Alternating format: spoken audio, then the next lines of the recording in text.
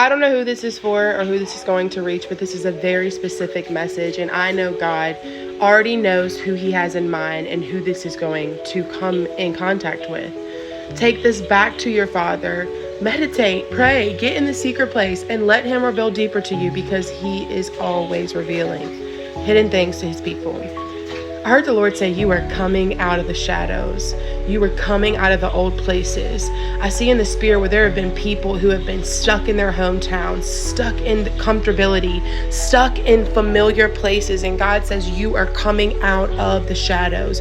You are coming out of those places. You are coming out of the chains that have been keeping you bound, the chains that have been keeping you stuck. God says, you were meant to fly. You were meant to soar. You were meant to be mounted up with wings like eagles, and you were meant to renew your strength. God says you have so much more in you than the place that you are from. You are not called just to your city. You are not called just to that small town. God says you have been called to spread the gospel throughout the entire world. You have been called to spread the good news to the nations. And God says you are moving from your hometown. A prophet is not honored in its hometown. So God sometimes has to make us uncomfortable and move us out of familiar places with familiar faces so that we can take off in our callings and our destinies.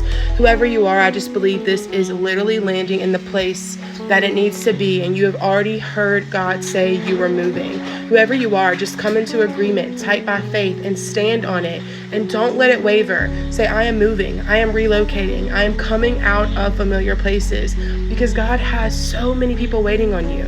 You've been through a lot.